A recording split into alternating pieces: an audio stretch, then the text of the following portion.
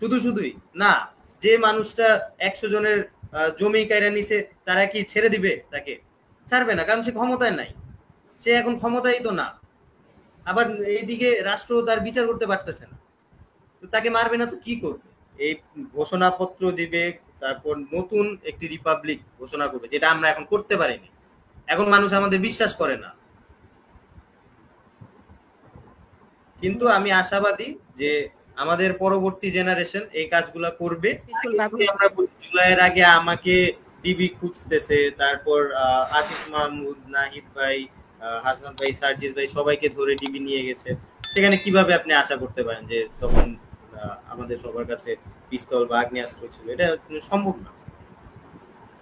আমরা আমাদের অস্ত্রই ছিল লাঠি এবং ইটা, এই বাদে আমরা কোনো কিছু করতে পারি না। কিন্তু আমি এটা নিশ্চিত ভাবে বলতে পারি যে 5ই আগস্ট যদি 5ই আগস্টে না ঘটতো, সেদিন যদি হাসিনা না পালাইতো, তাহলে এই দেশে একটা সশস্ত্র বিপ্লব হতো।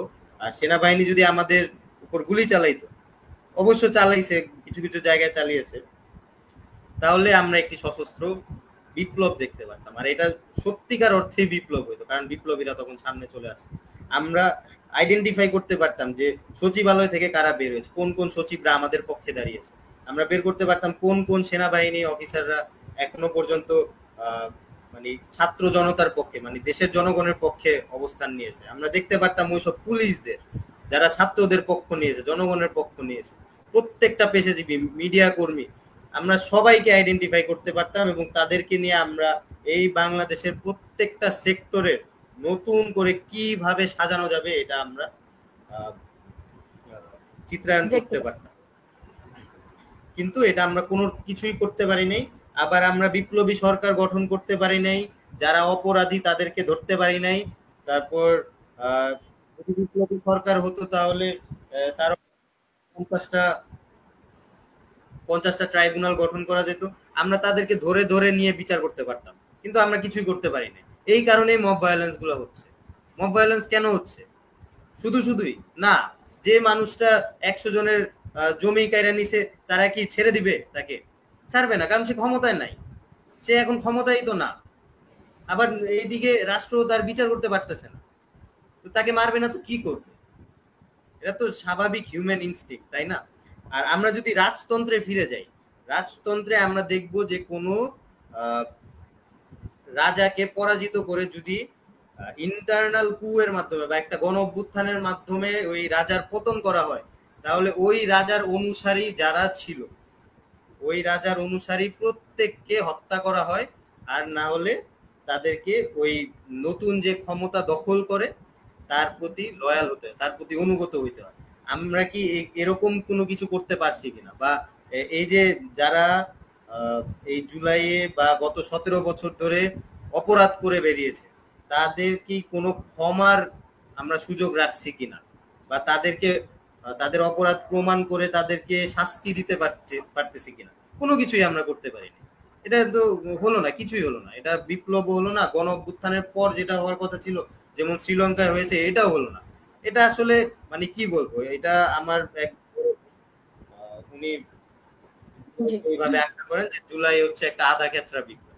আসলেই তাই, জুলাই একটা আধা খেচড়া। আবার এই 147 দলের মধ্যে অনেকগুলা দল ডিজিএফআই ব্যাক।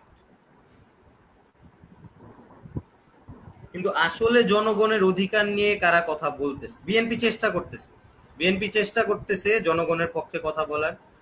বিএনপি যে 31 দফা, এই 31 দফার মধ্যে খুব ভালো ভালো কিছু দফা আছে, কিন্তু বিএনপির যে ইন্টারনাল স্ট্রাকচার বা বিএনপি তৃণমূল যে নেতাকর্মীরা আছে, তারা কি এই দফাগুলোকে কি ওন করতে পারতেছে কিনা, বা তারা কি জনগণের হতে পারছে কিনা? আমরা এখনো দেখতেছি যে এই 5ই আগস্টের পর পর আওয়ামী লীগ যেখান থেকে 100 টাকা চাঁদা নিত, বিএনপির কিছু কিছু নেতা কর্মী সেখান থেকে 200 টাকা চাঁদা নেয়, 500 টাকা চাঁদা নেয়। এখন এই কারণেই কি আমরা মানে অর্থনীতির অধঃপতন, চাঁদা যেখান থেকে চাঁদা নেওয়া হয় সেখান থেকে চাঁদার ভাগও হয়, এটাও তো আমরা খবর পাই যে চাঁদার ভাগ এনসিপিও পায়, জামাত পায়, তারপরে বিএনপি হয়তো একটু বেশি পায়, কিন্তু চাঁদার ভাগ হয়ে যাচ্ছে। হ্যাঁ, এই যে এইখানে এইটাকে যদি সলভ করতে হয়, তাহলে আবার আমাদের ওই একই জায়গায় বারবার ফিরে যেতে হয় যে আমরা এই বিপ্লবটাকে সম্পূর্ণ করতে পারি নাই। আর এটার কারণেই আমি বিশ্বাস করি যে বাংলাদেশে হয়তো 10, 15, 20 বছর বা আমি মরেও যেতে পারি, তখন আরেকটা বিপ্লব হবে। আর সেই বিপ্লবে তারা এই ঘোষণাপত্র দিবে, তারপর নতুন একটি রিপাবলিক ঘোষণা করবে, যেটা আমরা এখন করতে পারিনি। এখন মানুষ আমাদের বিশ্বাস করে না,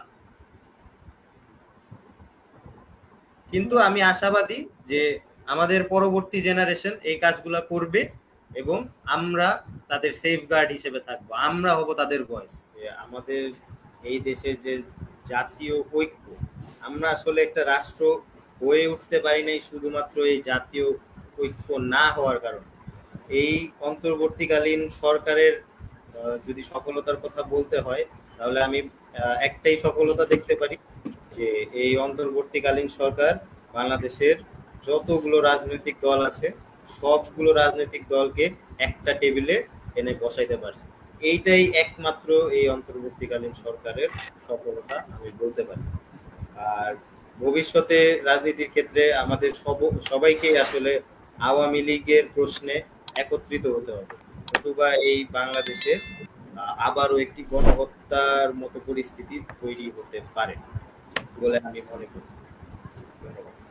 অনেক ধন্যবাদ।